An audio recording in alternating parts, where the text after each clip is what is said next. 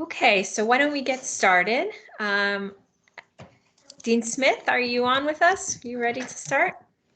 I am. Thank you very much. Good afternoon, everyone. It's a pleasure to have you all join us this afternoon, and especially to welcome the Ambassador of the State of Palestine to the UN. Mr. Ambassador, it's a pleasure to have you with us today and to get your perspective on a critical global issue. As the students of our program know, the School of Diplomacy has a long history of engaging with ambassadors to the UN to hear about critical issues and complex issues. And one of those issues is certainly the quest for peace in the Middle East. It's been an issue on the international agenda for 7 decades. A lot, but not all of that conversation has happened through different bodies and initiatives of the United Nations. So it makes very good sense to have the ambassador at the UN to speak about these issues with us. The key thing is that a lot of the parameters of peace and what might be possible in the Middle East are the result of UN efforts. And so it'll be important to talk about what's been done so far and what the opportunities are going forward. This is certainly a complex issue. There's many perspectives on it. And it's important as students of diplomacy and international relations that we learn from all of these perspectives so that we, as we embark on our future careers, can work together to find solutions for these problems and to build peace that benefits all of us. On this, and this issue is one that's currently in the news very much today. Those of you that were following the news today know that the U.S. Secretary of State, Mike Pompeo, is on a final visit to the region before the presidential transition in the United States, and his visit has again sparked some areas of support and some areas of concern given his agenda for today. So it's very much a timely conversation that we're having. I should also just let the members of the audience know that we plan to have future events talking about the peace in the Middle East to get additional perspectives. Some of those will be early in the spring semester, so please be on the lookout for that. And I'm confident that some of our students joining us this afternoon are members of various student organizations on campus, and we look forward to partnering with you to help present additional perspectives on this issue.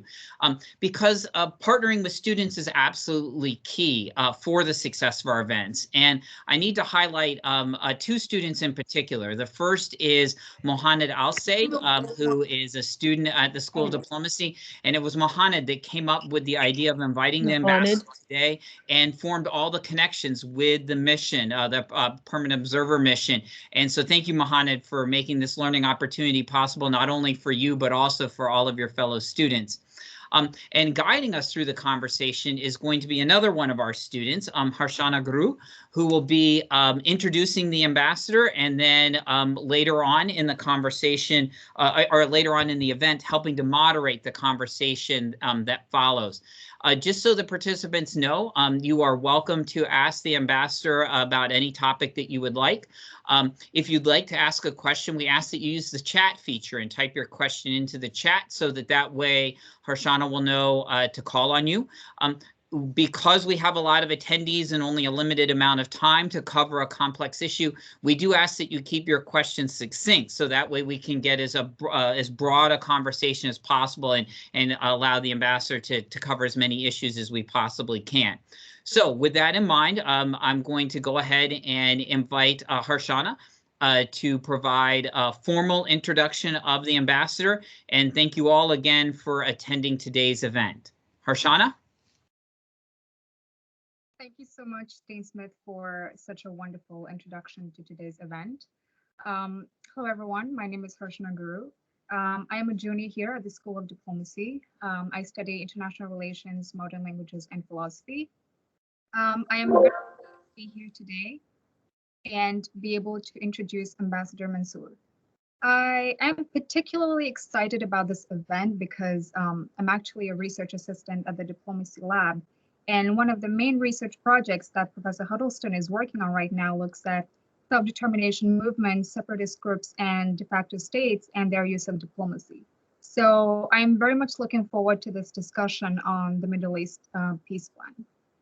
And it is my honor today to introduce Ambassador Riyad Mansour, who is the Palestinian representative to the United Nations. Ambassador Mansour has been involved in Palestinian politics since his youth, and he began his career in diplomatic service at the Permanent Observer Mission of the Palestine Liberation Organization, also known as the PLO, to the United Nations in 1983. He was appointed ambassador and permanent observer of Palestine to the UN in 2005. Ambassador Mansour is also the non-resident ambassador of the State of Palestine to Costa Rica and the Dominican Republic. So prior to joining the PLO, Ambassador Mansour began his professional career as a research assistant at Youngstown State University in Ohio in 1972. From 1977 to 1983, he joined the permanent mission of the People's Democratic Republic of Yemen to the United Nations in New York as a research advisor. In 1983, he joined the permanent observer mission of the PLO to the UN as a deputy permanent observer at the UN headquarters in New York. Ambassador Mansour started his college education here in the United States. In 1973, he obtained his Master of Science in Education Counseling from Youngstown State University in Ohio.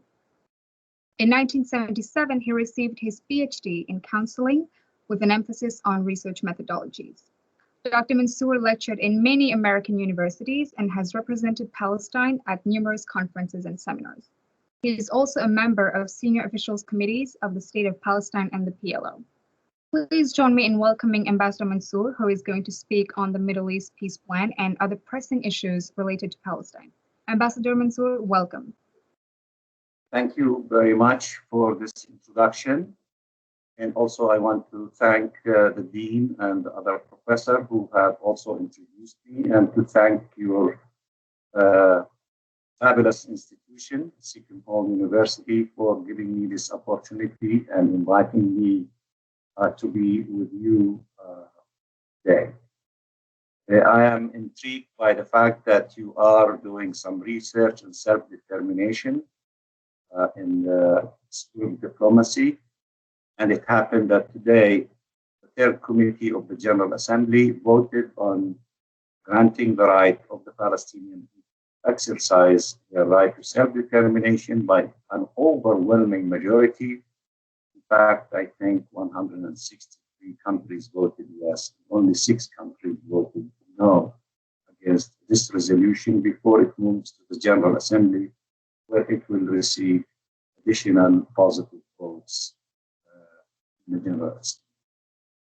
And also, I have some connection to your school, because one of my colleagues who was a student in your school and became an intern with us for a while and part of our team, I believe maybe he graduated from the School of Diplomacy at Seton Hall, and he is now a member of the staff of the United Nations. And another friend of mine who used to be the special representative to the quartet that deals with issues related to peace in Israel and Palestine, Mr. Robert Seri, was, I believe, a visiting professor in your school, and he wrote a book after he finished his tenure. And he is a close friend of mine, and he had spent 1 year at sea. Now, having said all that, let me just say that not only we are committed to having peace between us and our neighbors, particularly the State of Israel, which it occupies the land of the State of Palestine, but we are also working tirelessly for accomplishing that objective.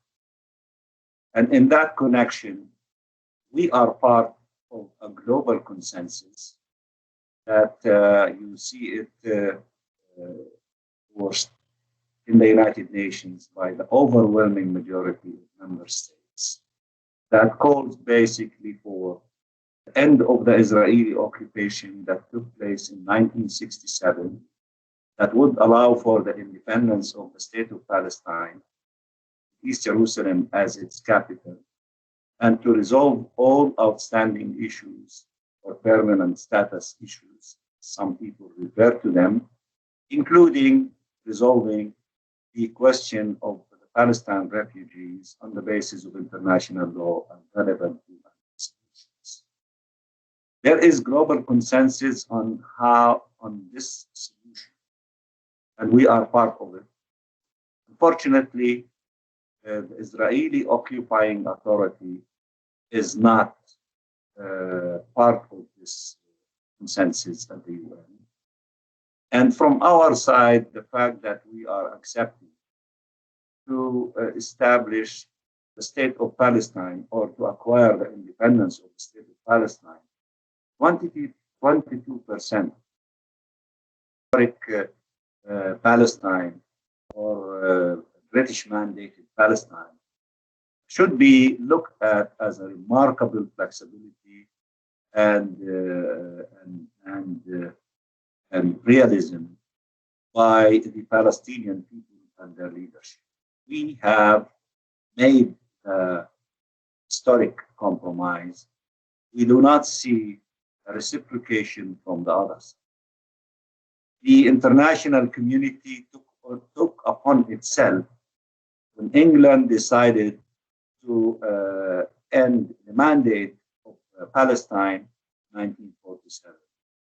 Instead of England giving us independence and to engage in building the institutions of our state, to include all components of the people who live as Palestinians up to 1947. And by that, I mean the majority of the Palestinian Arabs and the minority of Jewish Palestinians to build together our own state after the end of the mandate of United Kingdom. United Kingdom decided to throw the question back in the lap of the United Nations. And the United Nations took upon itself not to give us independence then, but to propose ideas and to get involved in the Palestine question, and decided to partition Palestine into states. And since the UN took upon itself to be involved in our question, you cannot say that Resolution 181 was nice because it allowed for the creation of Israel. And all the resolutions of the United Nations are not nice because they propose other ideas tilting toward justice for the Palestinian people. It doesn't work that way.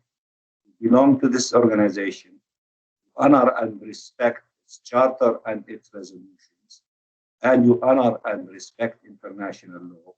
Therefore, if you were delighted about what the UN did for you, you should accept what the UN is trying to complete this exercise by allowing the Palestinian people to exercise their right to self-determination, including the right of the independence of their own state. And we accepted, as I said, that our state to be established on the borders of the 1967. And that is reflected in many resolutions of the United Nations, including the last resolution adopted in the Security Council before the departure of the President Barack Obama's administration in the year 2016, in which it stated in that resolution that no changes of the border between Israel and the occupied territory, which is the 4th of June of 1967, will be recognized unless the two parties, through negotiation, agree to any modification and adjustment to these borders.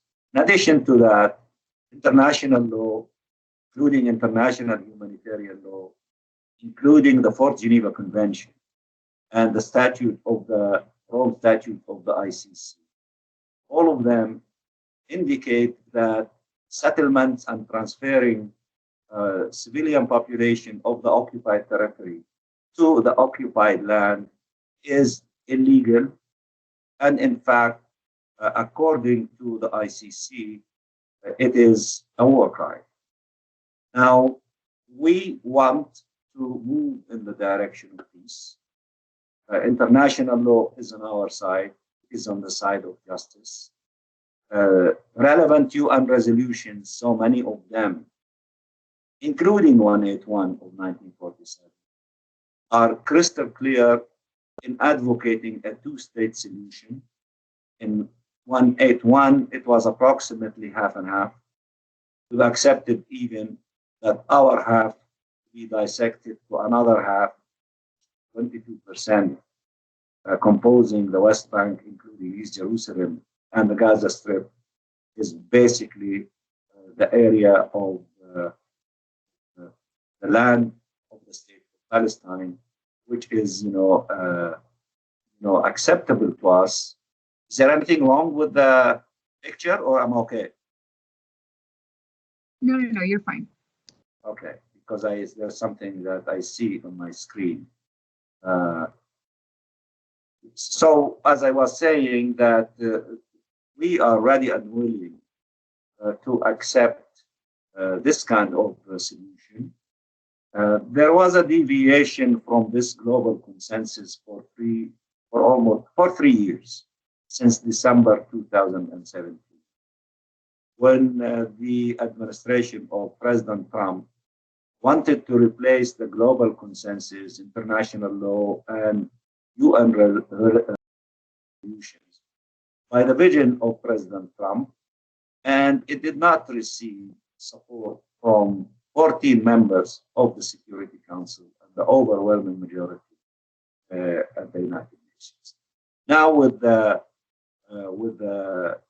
change as of January 20 of next year of the administration, we hope that President-elect Biden and his team that not only will do the necessary correction and not necessarily to go back to the position of U.S. administration as it used to be in the past up to December 2017, but hopefully even to move further in the direction of ending this occupation, allowing our state to be independent, and therefore to live the reality of a two-state solution where we can put our energies and efforts, both sides, in rebuilding, in development, in innovation, creativity,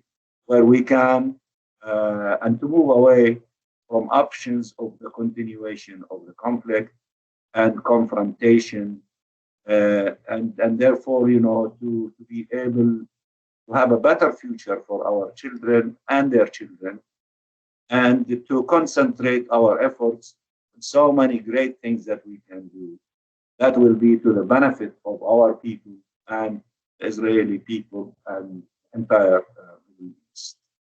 Let me also say that the visit, Secretary of State Pompeo, in which he was the first U.S.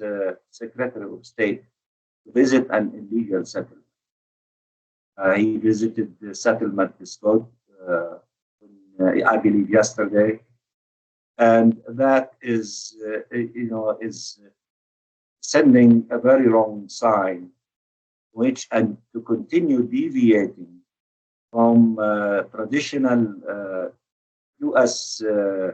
policy that settlements are illegitimate, illegal, and main obstacle to peace.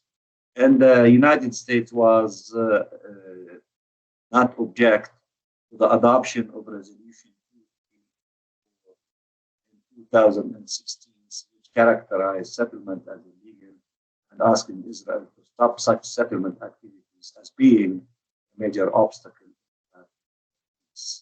So that this last-minute additional negative step and encouraging the Israeli occupying authority to continue on the path of denial of different components and aspects of the rights of the Palestinians does not serve peace, but it serves the perpetuation of this conflict.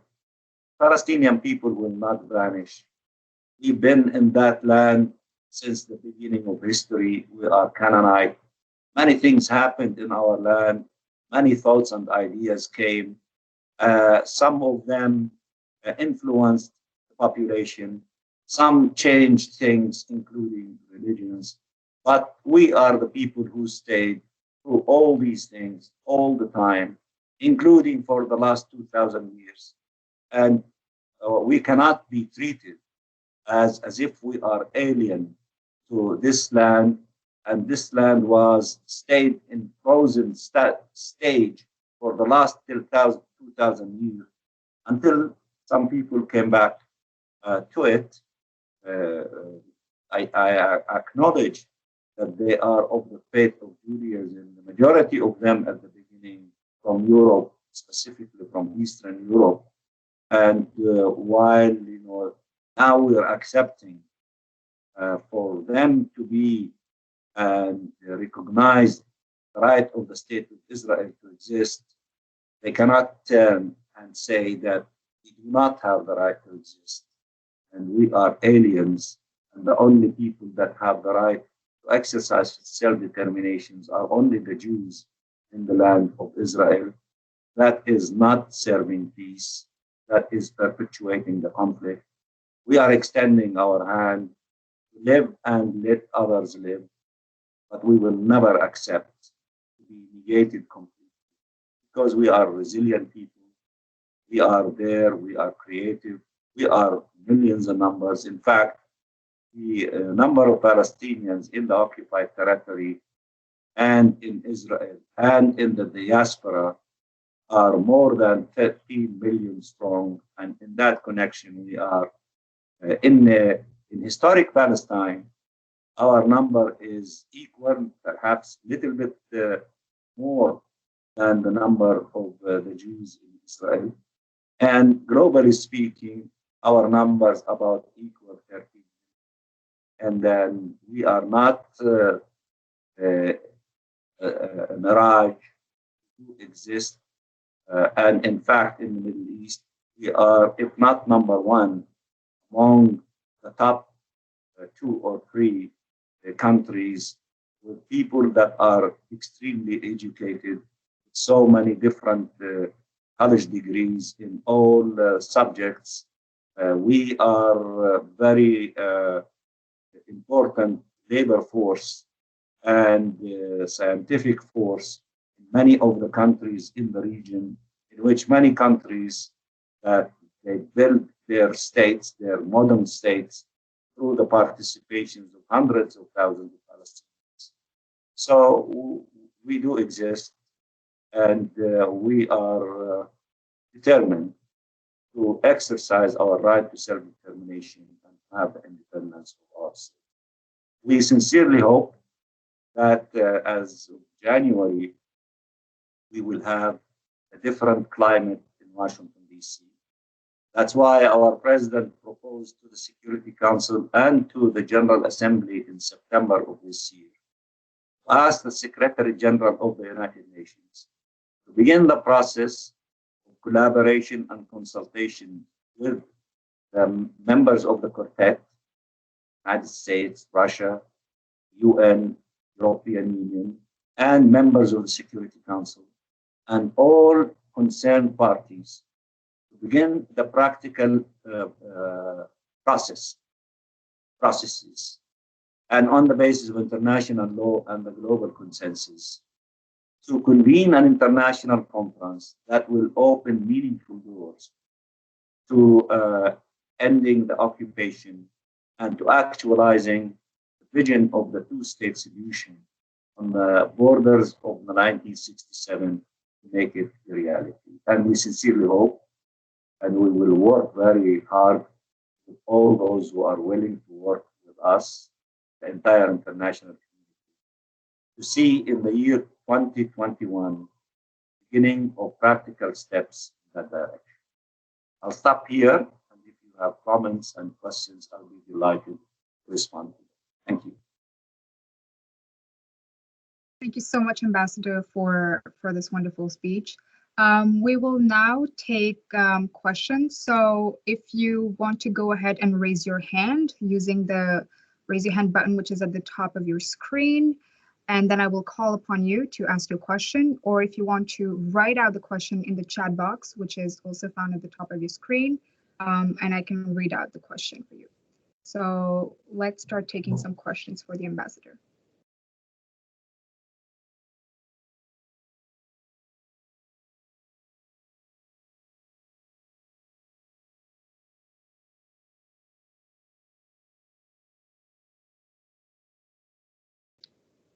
All right, we have a question from Ahror. Please go ahead and mute yourself. Good evening, Ambassador. Thank you so much for joining us today. Welcome. My question is regarding the new administration of Joe Biden and Kamala Harris. From what we know so far, Joe Biden said he's not going to revoke Trump administration's decision to recognize Jerusalem as the capital of Israel. And the only thing that he said that the U.S. will sort of take back is acknowledging the settlements of Israeli people in the West Bank as illegal under international law. What makes you think, or do you believe that the Joe Biden administration will be any different than the previous administration, including not only Trump administration, but also Barack Obama and Bush administrations? Well, I believe that President-elect Biden and Vice President-elect have said more than what he said. They said many other things, including reopening U.S. consulate in East Jerusalem that will not be part of the embassy of Israel, working directly with the State Department. They also talked about other issues related to funding to UNRWA and assistance and help with the Palestinian National Authority. And also they've indicated a position against annexation because it's illegal, and against settlement, as you have indicated, and reopening the office of the UNRWA in Washington and a host of other things. But with regard to the recognition of Jerusalem as the capital of the State of Israel and moving the embassy from Tel Aviv to there, it has been the established U.S. policy since 1948, just to let Jerusalem be aside, not to be part of either state, according to the Partition Plan, and to work for a while until the conditions to see how the issue of Jerusalem will be settled. And that remained to be the policy of the United States of America all the way through until December 2017, during the time of President Trump. Of course, this is one of the issues that we will discuss thoroughly with the new administration, along with many other issues, once they are fully put in place to be running the country as the government of the United States of America. So, but we are hopeful that things will move in a relatively positive direction. We are not, expecting huge things to happen, although it would be great if that is the case. But we will be ready and willing to engage them in a very serious and detailed way in order really to move in the direction putting an end to this tragedy that lasted for way too long for the Palestinian people, more than 100 years since Balfour Declaration, and more than 70-some years since Partition Plan of 1947 and the Nakba of the Palestinian people, and more than 50-some years since the occupation that took place in 1967. We believe that enough is enough, and the United States can play a very big role, along with the international community, to convince Israel and the government of the occupying authority to change its policies and practices and to become realistic if they are interested in peace, to move in the direction of peace, and to pay the price required for peace, as we have done when we accepted that Israel to be established on 78% of historic Palestine. So we are hopeful, and we are ready and willing, and we'll see how things will unfold. All right, thank you for your question, Akrur. And we have another question from Esther. Please go ahead and mute yourself. Hi, my name is Esther. Thank you for coming. Can you hear me? Yes. Okay, so first I just wanted to address something you said. The majority of the Jews in Israel, more than 50%, are actually from the Middle East and North African areas, like Morocco and Ethiopia, Iran, so on. And my question is, if Israel was to end the illegal settlements and occupations, and we were able to move forward towards a more peaceful resolution, do you think that there is a possibility that both Israel and Palestine would be able to have their capitals in Jerusalem simultaneously? I think yes, because according to international law and Security Council resolutions are part of it, and here I'm referring to Resolution 234, it indicated that all the areas that were occupied in the 4th of June, including East Jerusalem, are occupied territory. So for us to exercise the right to self-determination, including through the independence of our state, we are already declaring that East Jerusalem will be the capital of the state of Palestine.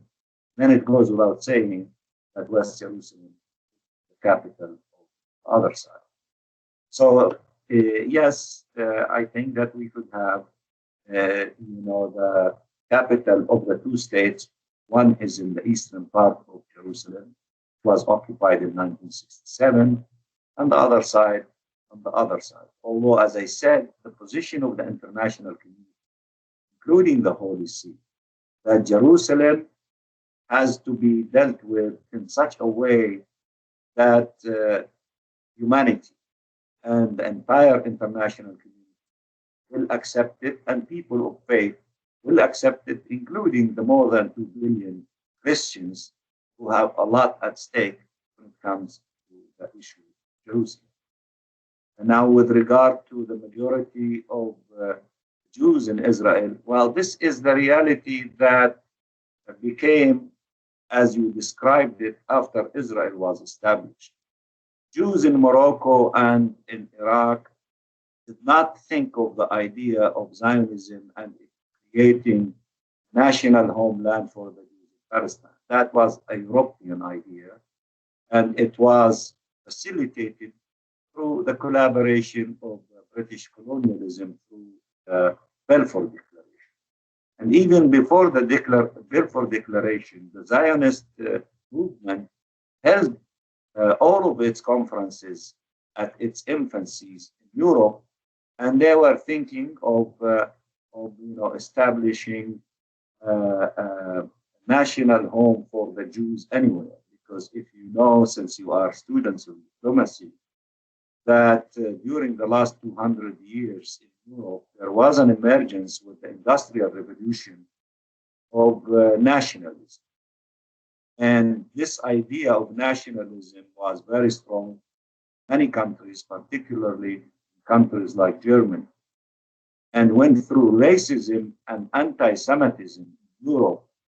They wanted to build national state, but they did not want to include European Jews in them.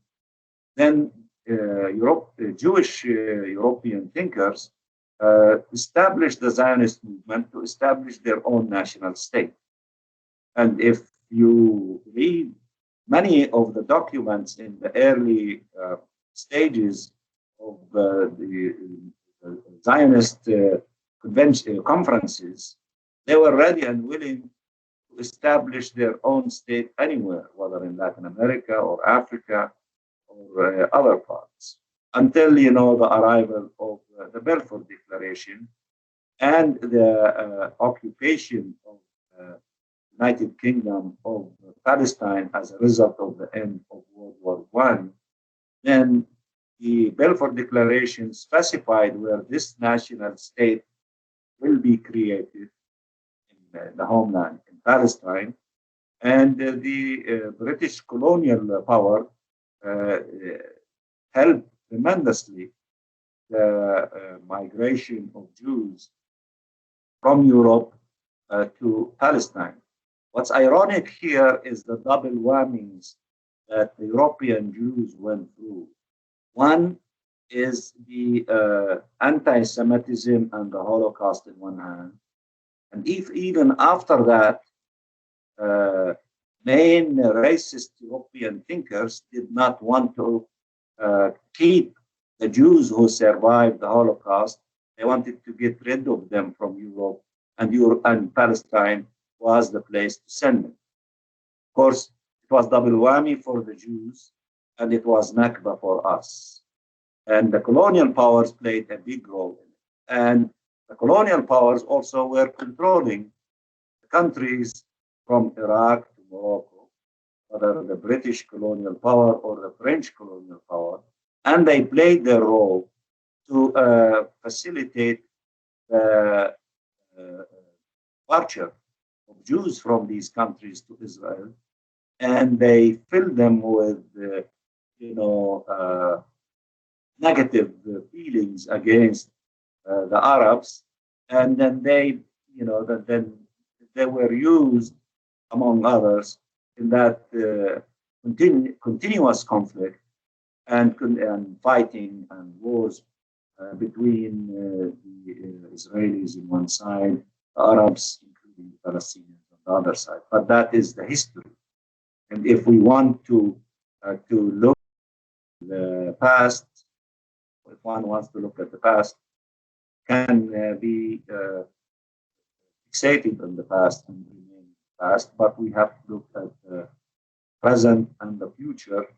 We need to put an end to this tragedy and to live and to create an atmosphere of positive thinking, allow the Palestinians to exercise self-determination and the independence of their own state, and to begin the process of not being hostile to each other, because we were never hostile to each other. Read, for example, a book of Professor Rashid Khaldi about Palestinian nationalism. He would describe to you in details that at the beginning waves of the European Jewish settlers who came from Europe to Palestine around World War I, of how in a positive way they were received by the Palestinian people. And then antagonism started to emerge when they started arming themselves, building militias, insisting on segregation, and to build different union for them and not to be integrated with the local population, that the atmosphere started changing. I think it is, you are, students who are college of, I assume, diplomacy, and such books from telling the narrative and the story of the Palestinian people will be extremely useful for you. And also his latest book as well is a very important book to be studied by college students, so that you can see the issue from so many different angles, as your dean has indicated. All right, thank you so much, Ambassador, for your response. I just want to point out that in case you have any follow-up question or comment on the ambassador's answers, please write it out in the text or raise your hand again and I will call you out. So our next question is from Zara. Zara, please go ahead and unmute yourself. Thank you very much. Assalamu alaikum, Ambassador Mansour. First of all, thank you so much for taking the time to speak to us today. So, Ambassador Mansour, my question is in regards to establishing this independence that you continuously speak about, and that we are all very aware of the importance of this goal. However, my question is aiming to look at this more from an economic perspective. So I was thinking about how can Palestine possibly establish this independence economically? Because if we are to look at some numbers, according to some 2018 studies, it looks like 58% of the imports from Israel are coming into Palestine, and 80% of Palestinian exports are to Israel.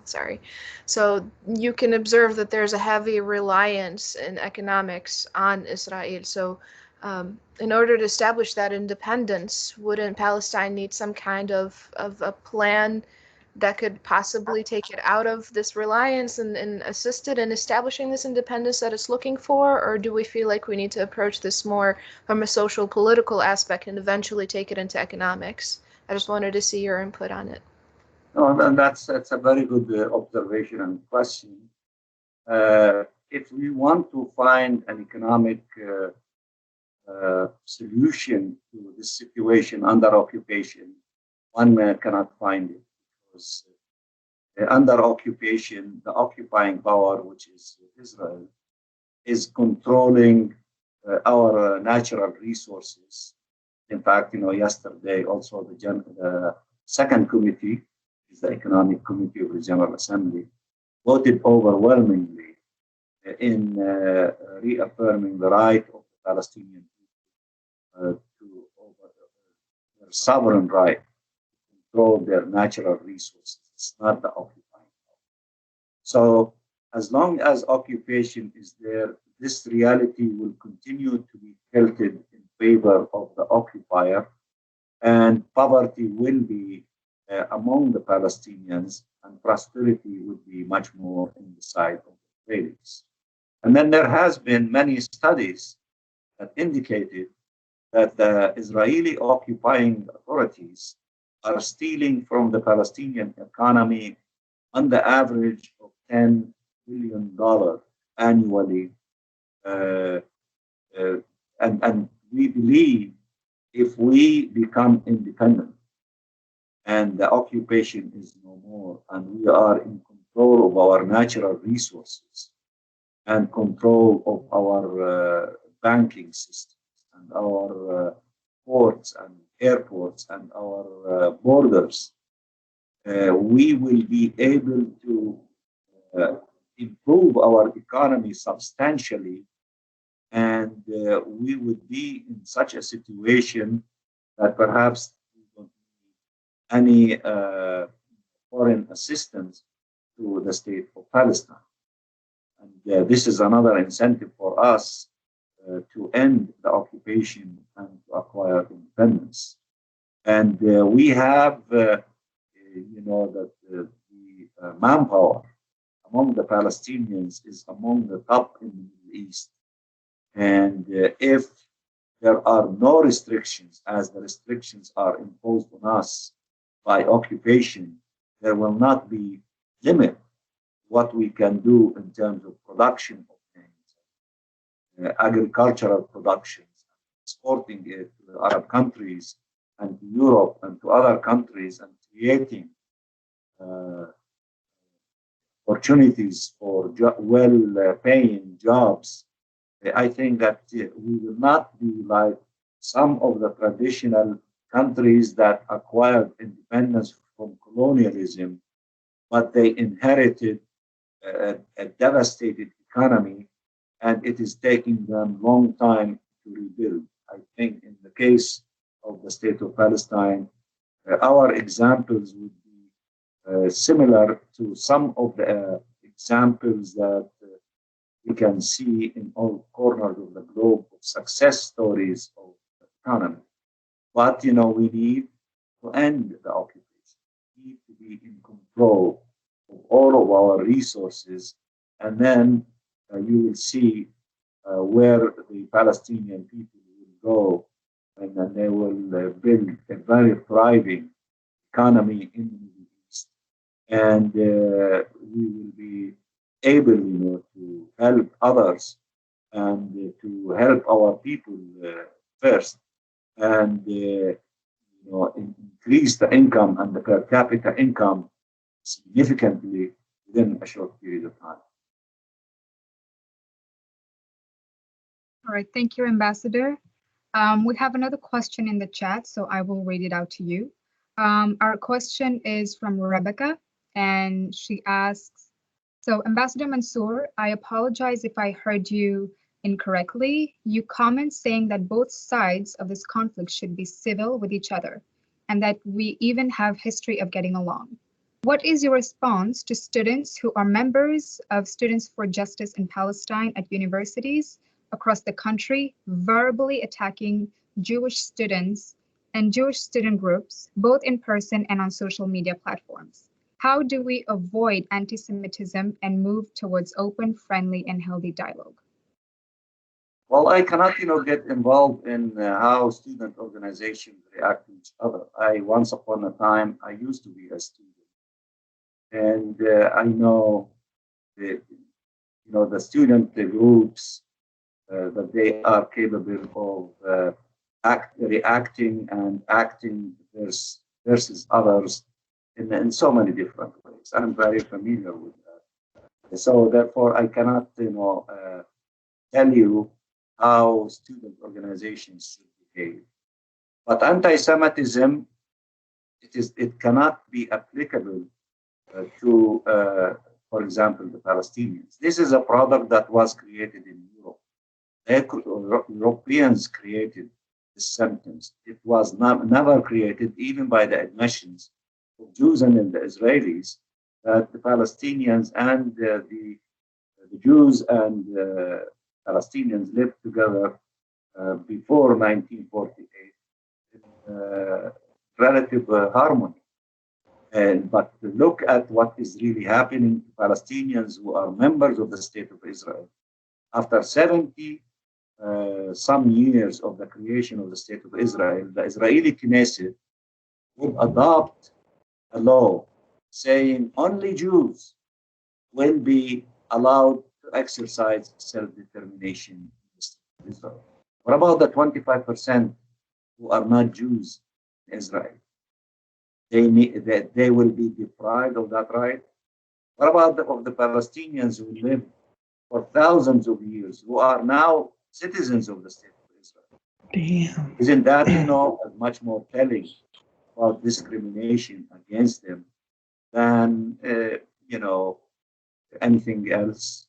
I know that in Europe, anti-Semitism was it was created. In fact, sometimes I meet with European parliamentarians. They come and meet with me before the COVID-19. And then they ask me, what about anti-Semitism or Semitism? I said to them, what about it? You created it, go and clean your house. We have nothing to do with it. This is a European phenomenon, was created in Europe against the Jews who were in Europe, particularly in Eastern Europe and in Germany and Russia. That when Jews were dealt with in the manner that we all know, Spain against, by Christians in Spain, they were against the Jews and the Muslims. Where did the Jews go? They went to Morocco, where they were received and accepted and lived for a long period of time until a large number of them came to Israel. So that the notion of anyone who disagrees with Israel or who criticizes Israel is anti-Semite, I think that this is blackmail. This is arm twisting, and it does not serve civil, discussions. We know the source of anti-Semitism. You go, you are college students. What happened in Charlottesville University on the campus University of Virginia. These white supremacists they were saying we will not allow, they were chanting chants against the Jews in that university. They're not Arab students or Palestinian American students or their friends or their supporters. They are, racist, anti-Semite, products of extremism as we know it, among white supremacists in this country. So I think that we need to look at things in its main source, not to be distracted into trying to label each other. And I'm referring to student groups in such a wrong way.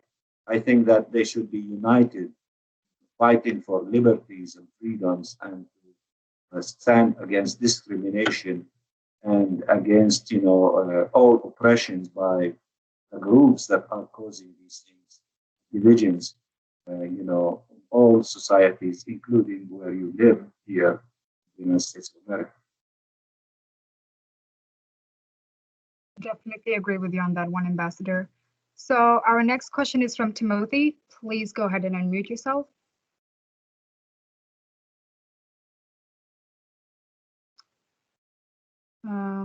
Let's see if I can. Can you hear me now? Yes, you're good. All right. Thank you so much, Ambassador. I just have two things to get your clarification from. I just wish to get your take on the recent agreements that some Arabic nations have signed with Israel, whether that has got any effect in terms of the Palestinian cause. And secondly, the two-state solution is always the ideal, and this is what has been called for a long time. What is the best alternative that is there, if any, from the two-state solution? Thank you for the question. I think that you are alluding in the second question about the possibility of the one-state solution. Now, you put it mildly and diplomatically. You are a student of the College of Diplomacy. I congratulate you for this cleverness. But the reality today, because of the extreme settlers communities and the extreme rightist government in Israel, is a one-state reality. One-state reality is apartheid, which means that the minority will have all the rights and it will suppress majority.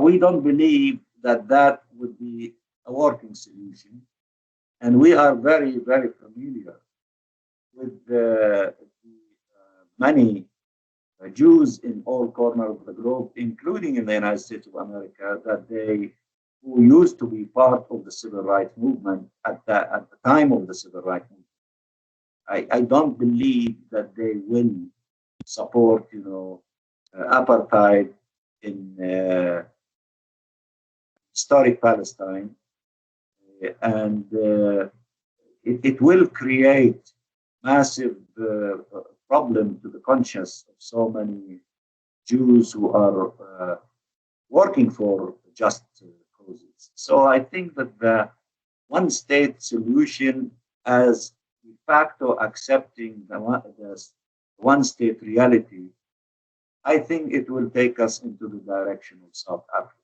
The reality of what happened in the past and where it ended.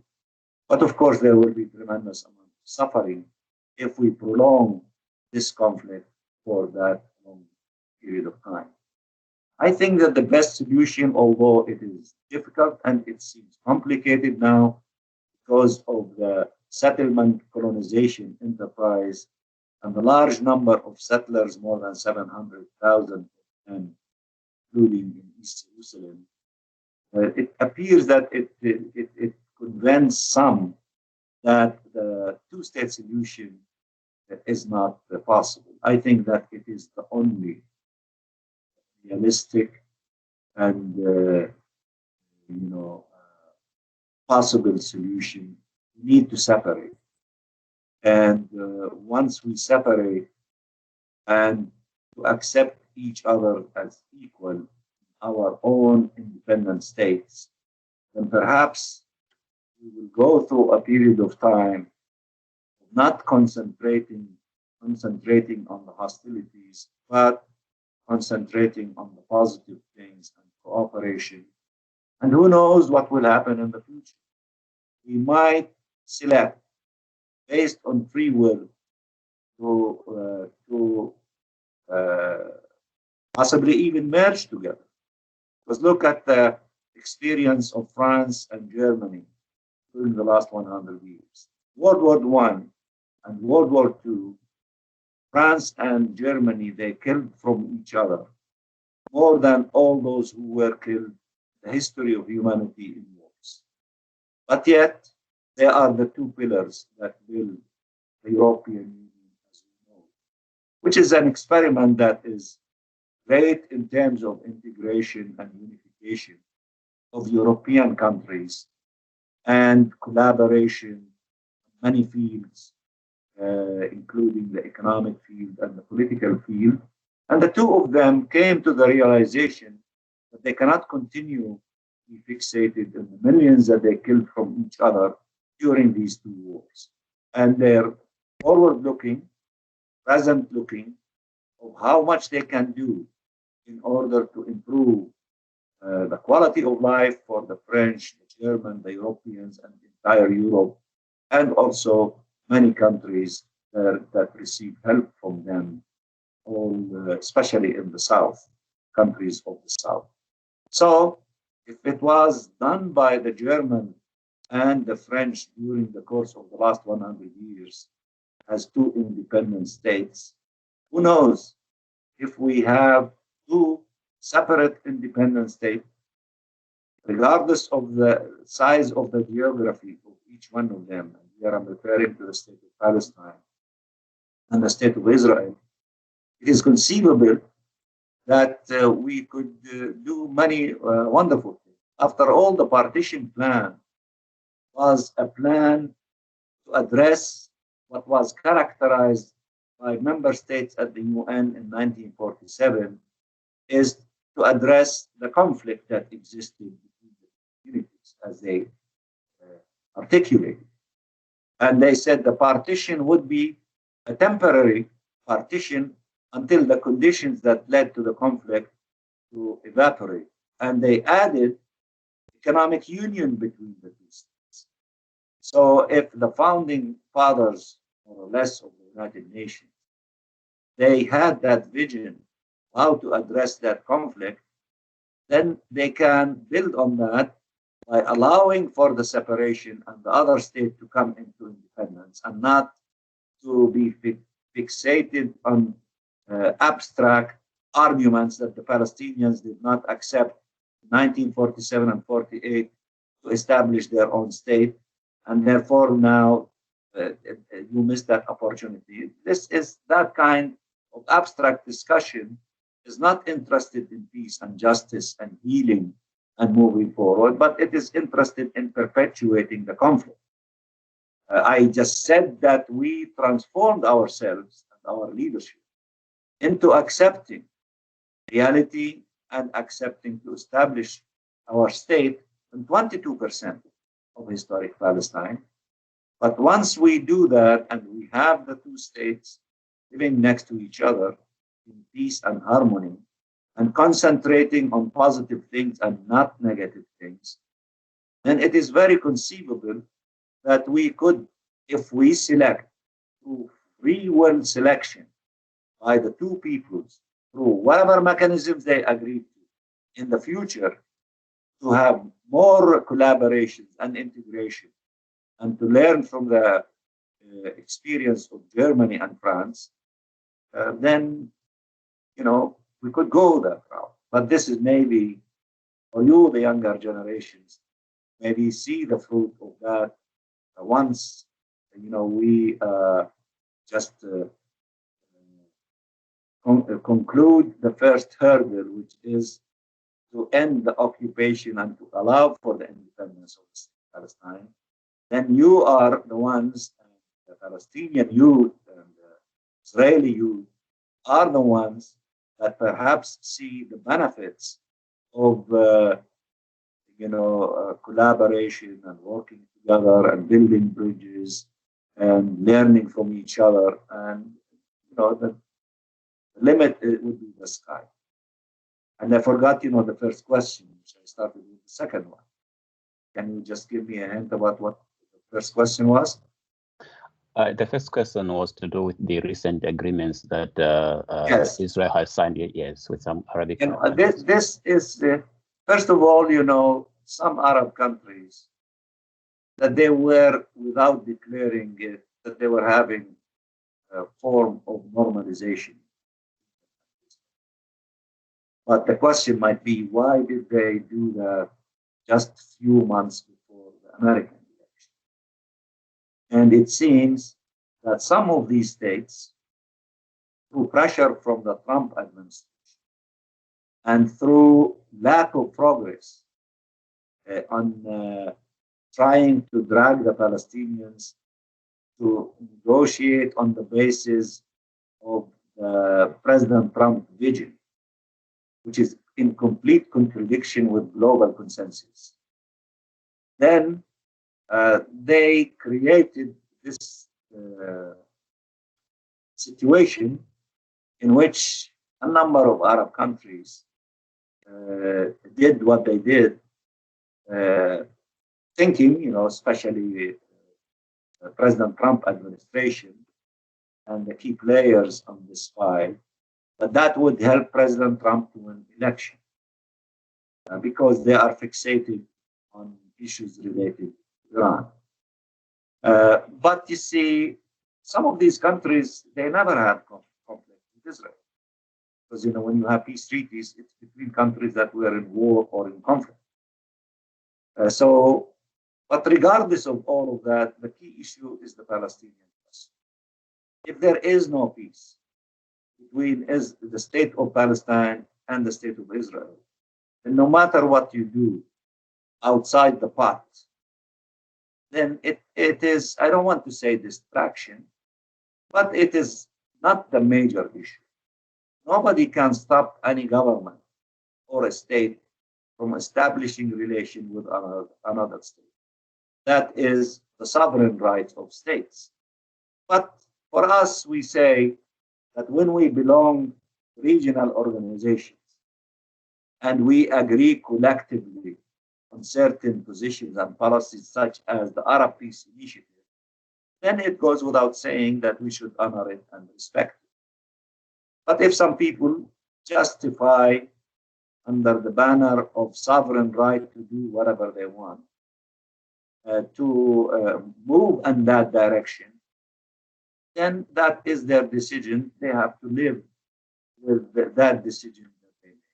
But again, I can tell you, the central question in the Middle East is the Palestinians. Israel can have relationship with as many countries as they can, but as long as they do not deal with the Palestinian people and find a just solution to the Palestine question, they haven't done much. Because if you open your door, if you live in a settlement, legal settlement, and when you open your window or your door, you see the Palestinians in your face, they will not leave. And they are entrenched in their land. And if you continue to suppress them, to steal their land, not to deny them their rights, you are asking for trouble. But if you want peace, then you have to find ways in order to reach agreements, to compromise, accommodation, and to allow for the actualization of the inalienable national rights of the Palestinians. You cannot have peace with the Palestinians when you deny their rights and you imprison their children and their women and men, who are thousands of them. In fact, if in every Palestinian adult, there is 1 out of 4 that visited prison by Israel. Close to 1 million of us have been incarcerated in Israeli occupation prisons. Such massive oppression and stealing the land, building settlements, denial of rights, stealing natural resources, demolishing homes, these are not ingredients for peace. You can blame the Palestinians as much as you like, but no one can win the argument that oppressors, occupier, colonialists always blame the victims. And all of them lost that argument at the end of the day. You cannot win the argument that the Palestinians are evil, although we are not a group of angels, we are human beings, but we have rights and we are struggling for these rights. And until these rights are addressed and honored to the satisfaction of the Palestinian people, those who are denying them their rights are responsible for the continuation of this tragedy and conflict. All right, thank you so much, Ambassador, for your response.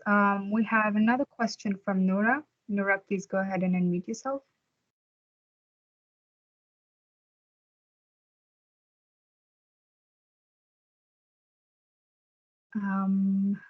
We still cannot hear you.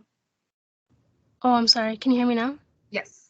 Oh, hello, Ambassador Mansour. Thank you so much for coming to speak with us today. My question is, what role do you see the U.S. playing on this issue after Trump? Because how can Palestine trust the U.S. anymore when every presidency has only concerned itself with Israeli national security and hardly has ever given a serious word on Palestinian right to self-determination? I hear you, Nora, that we suffered a lot and we were promised many times, many things and never delivered. We have hope, but we have to be cautious. And I believe it is in the interest not only of the Palestinian people and Israelis, but I think it's in the interest of the United States to be more fair, more balanced, and really genuinely to go with overwhelming majority of the international in implementing a global consensus on this issue. We all know what peace looks like. End of occupation that started in '67, 2 states living side by side in peace and harmony, addressing all final status issues, including the refugees, on the basis of international fairness, justice, and resolutions.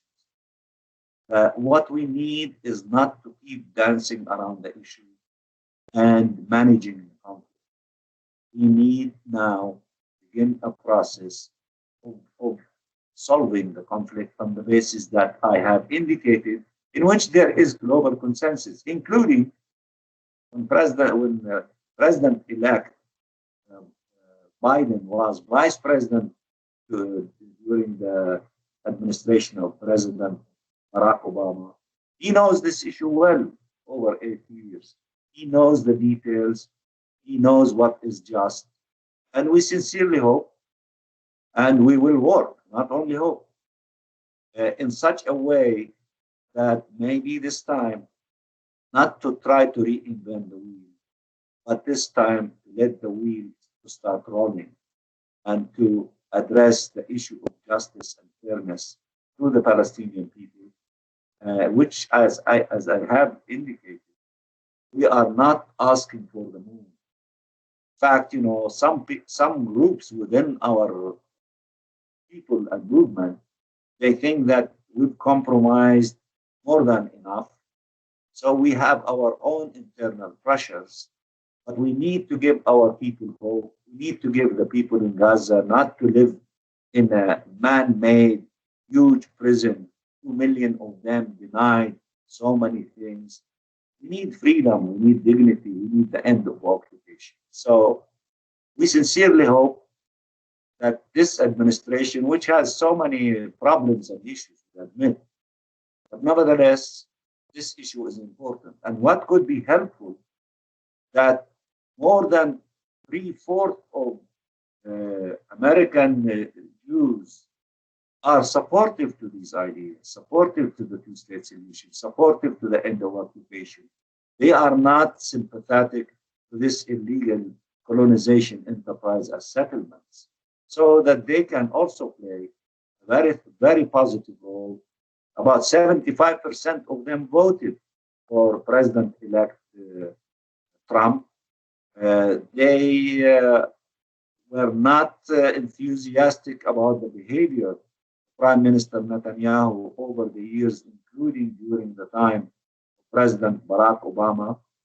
So that there are many elements that we hope that we will not be betrayed once again, and we will work so hard in order not to allow potential opportunities that we hope will present themselves to be exploited fully, because we are sick and tired of the continuation of our people living under occupation. We deserve to be free in our own independence.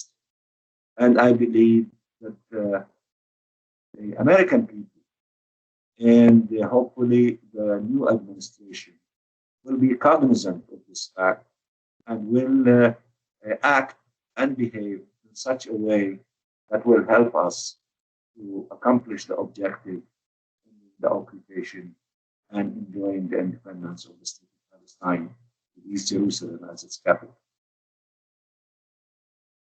I think we've had some very interesting and very diverse questions, but we have a very interesting question from Catherine, who talks about, who's asking about current collaborative efforts between Palestine and Israel. So she's asking, could you speak to some agreed upon progress and collaboration between the two states that have happened recently or in the past? She said she would love to hear more of the hope that Palestine and Israel can move forward together peacefully, and what are some examples of progress towards that peace? You see that when you live under occupation, you are forced, to have relation with the authorities of the occupying power. You are not living in a vacuum. They are in your face.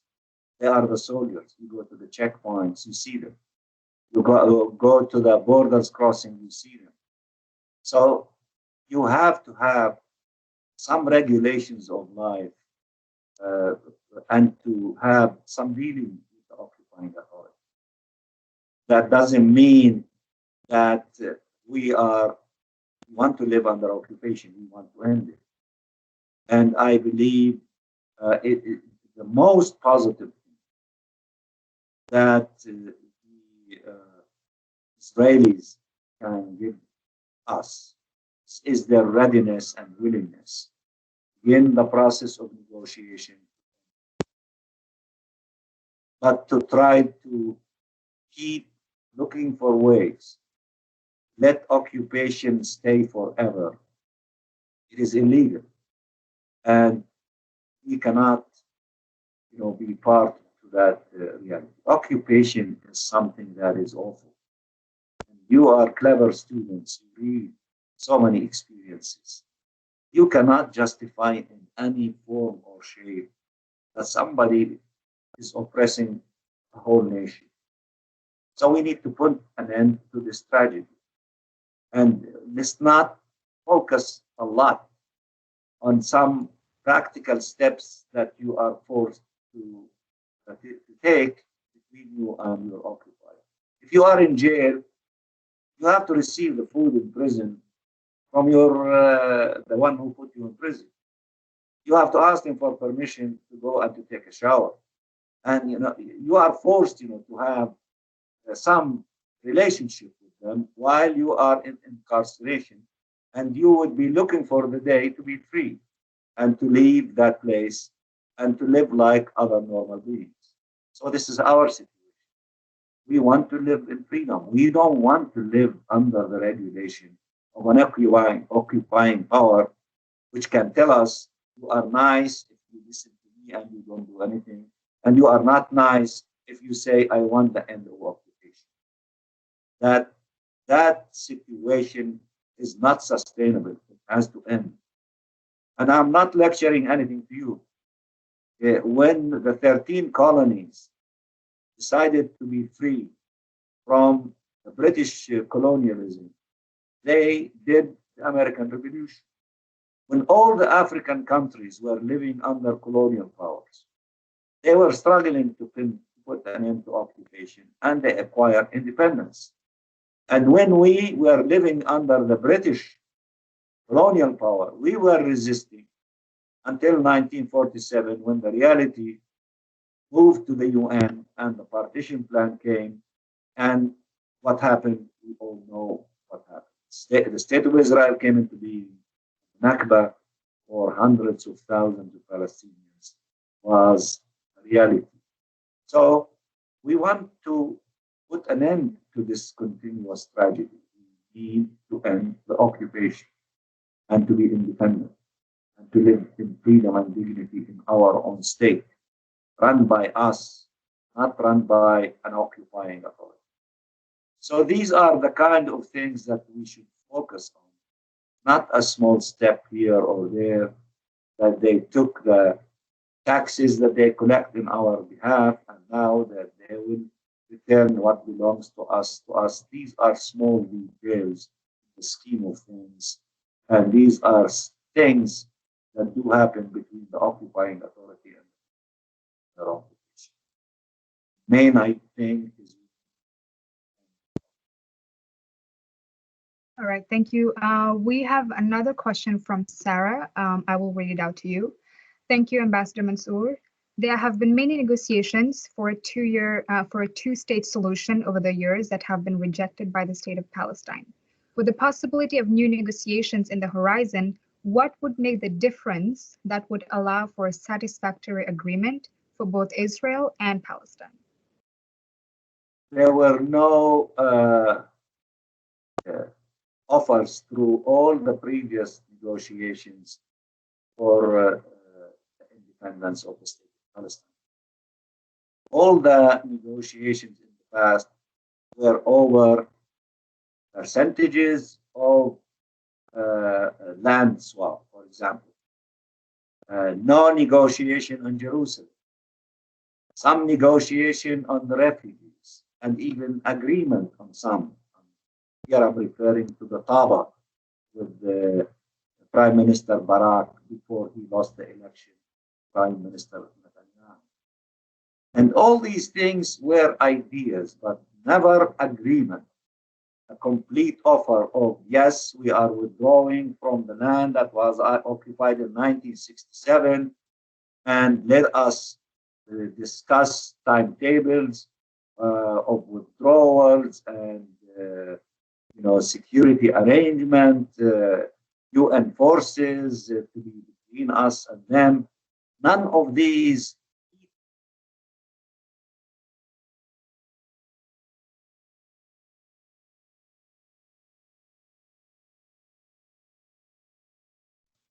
So that the reason why we did not accomplish anything, because Israel was in more of a comfortable position than us. They were creating illegal facts on the ground while they were negotiating with us. Look at the settlement enterprise. And they kept saying, and that's convenient to say, oh, settlements will not be an obstacle. 700,000 taking so much land from our land and creating these realities. Many of them are carrying weapons. So while you say that we are talking, you are creating illegal facts on the ground. East Jerusalem, illegally you annexed it. And they said, okay, we will talk about the status of Jerusalem, but we annexed it. We legislated in the Israeli Knesset. So that you see then when you are negotiating with someone that is creating so many illegal facts on the ground and not abiding by anything. Even, every time different representatives. But we cannot see you right now. You cannot hear me? No, we cannot see you. Well, I see myself here in the corner. Yeah, why can't you see me? I think for us, it would seem that your camera is off. My camera? Yeah, I'm not sure. Just wait, let me do this and do this. You see me now? No, we still cannot. But I think it's fine. It doesn't I matter. think that we are reaching the end of our. Yeah. So I'm sorry, I shouldn't have interrupted. Please go ahead. So what I'm saying is that all the experiences that we had, it's very unfortunate that we did not reach agreements.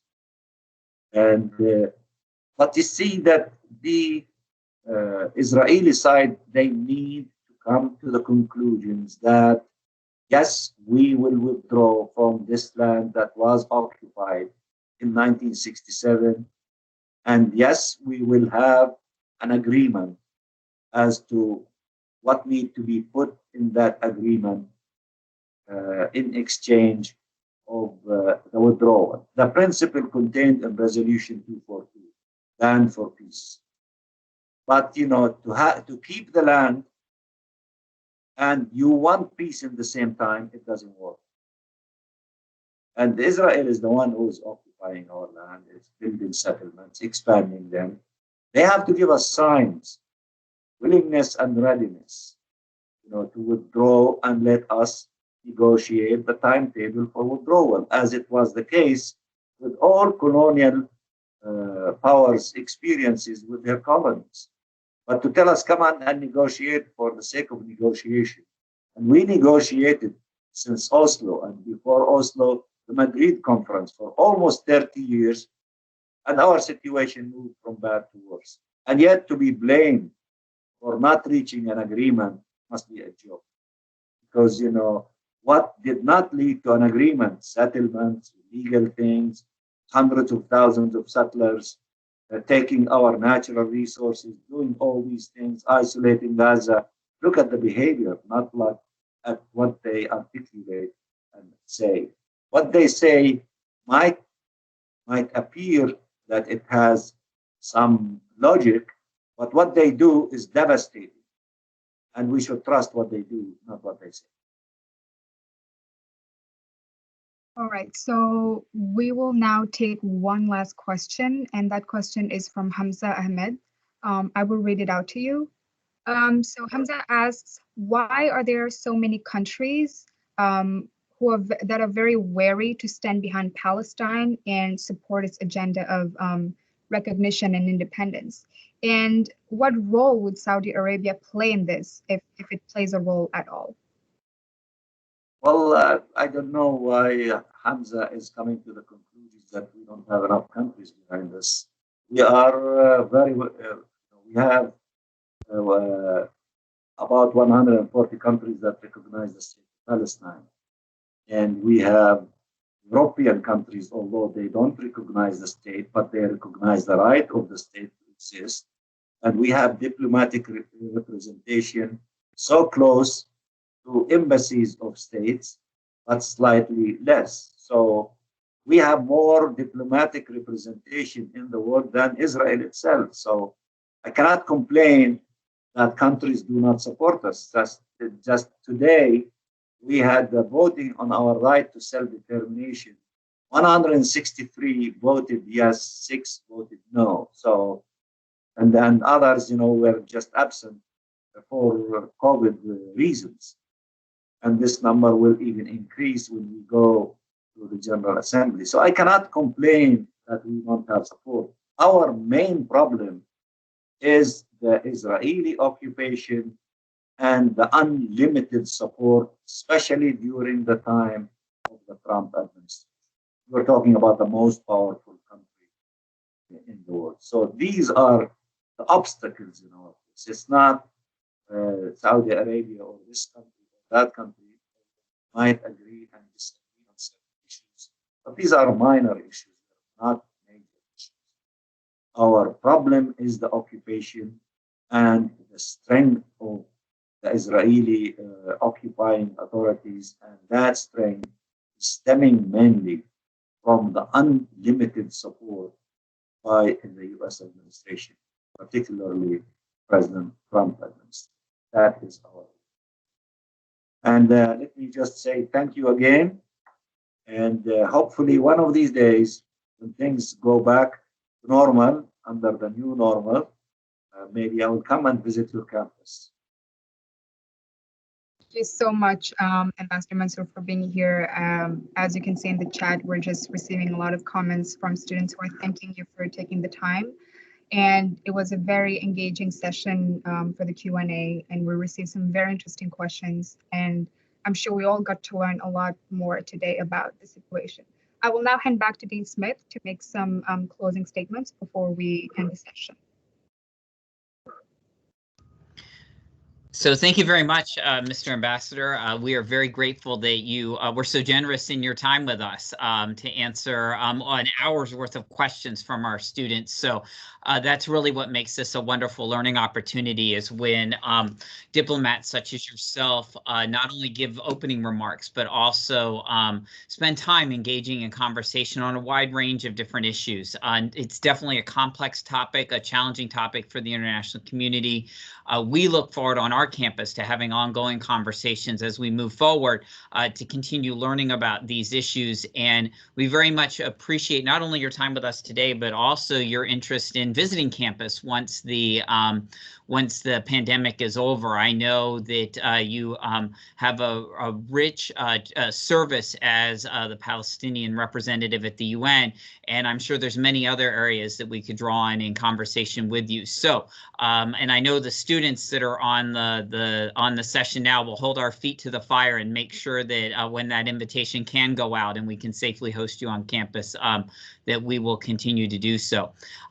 So thank you, Mr. Ambassador, and to all of the students who joined us today, thank you for your questions. It was a very interesting conversation, not only with the ambassador, but as Harshana indicated, within the chat as well. And I think there's real potential to have some inter-student dialogue just among ourselves and with faculty across a number of different organizations on campus. There's a shared hope for progress on this issue, and I think to really make progress moving forward on a lot of issues globally, it will be up to our students now. You are the ones who will be making a difference moving forward as you embark upon your careers. So I applaud you for your eagerness to engage in these issues, and I really want to encourage you to continue the conversation, whether it be through a School of Diplomacy event or through your own student organizations or just with your friends as you gather either virtually or in person when that's feasible again.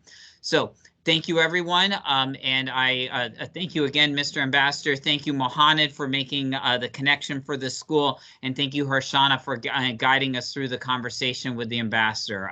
You all did a wonderful job, and have a wonderful evening, everyone. Thank you for having me. Bye. Thank you.